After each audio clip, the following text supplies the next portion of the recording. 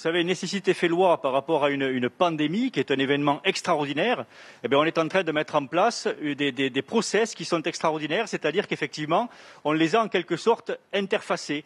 On a commencé les choses en même temps, les unes par rapport aux autres. On a même commencé à produire d'ailleurs le produit fini avant d'avoir terminé, quitte à le jeter s'il ne fonctionnait pas. Donc on a accéléré beaucoup parce qu'il fallait accélérer beaucoup par rapport à une pathologie qui touche des millions et des millions et des millions de personnes sur Terre et dont on sait qu'elle a des conséquences à la fois sanitaires, sociales, politiques, économiques et qu'il faut en sortir. Donc voilà, c'est tout ça n'est pas très surprenant si vous voulez. Par contre, la prudence a joué quand même.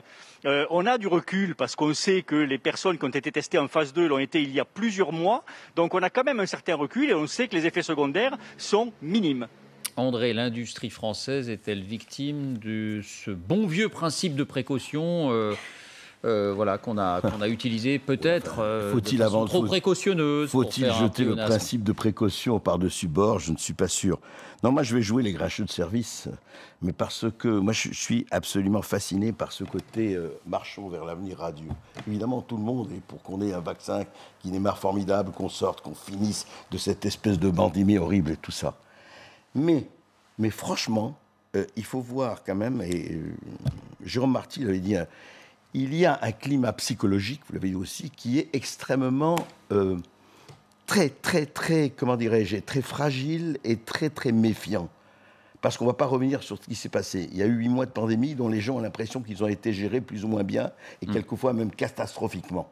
Donc, les gens vont accueillir le vaccin en disant « Ah, ça y est, le vaccin nous libère ». Il y a quand même beaucoup d'effets secondaires. Est-ce que ça ne va pas? Je pose la question. Beaucoup d'effets secondaires? Non, je veux dire, il y a des effets secondaires dans les vaccins. On ne peut pas dire faible, en l'occurrence.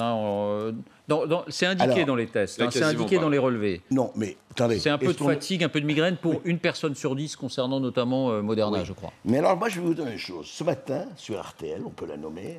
Moi, j'ai entendu ça. Je ne suis pas le seul. RTL est une radio qui marche très bien.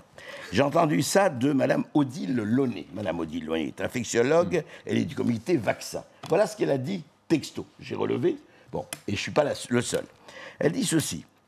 On va vacciner en priorité les gens qui sont le plus à risque de faire des complications ou des formes sévères pour lesquelles on peut accepter qu'il y ait des effets indésirables. Quand on me dit qu'il n'y a pas d'effets indésirables, mais attendez, on ne sait pas encore. Non, c'est pas zéro. Peut le prouver. Mais c'est une petite proportion pour des effets indésirables relativement modérés. Alors, vous savez très bien qu'il y a eu un accord avec l'Union européenne et les États, ça vous pouvez vérifier, ça on le dit. Cet accord entre l'Union européenne et les États, on dit que les laboratoires ne sont pas responsables s'il y a des effets secondaires ou des dommages collatéraux. C'est un pacte qui a été fait, c'est un contrat qui a été fait, que vous pouvez vérifier, en disant ce sont les États qui sont responsables, mais nous, les labos, nous ne sommes pas responsables s'il y a des dommages collatéraux. Vous pouvez vérifier. Alors moi, évidemment que j'ai envie, je suis pro-vaccin, mais j'ai envie, franchement, qu'on réfléchisse avant de foncer comme des fous dans 8 jours, disent les Anglais, etc. Et d'être sûr qu'il n'y a pas d'effets secondaires. Emmanuel.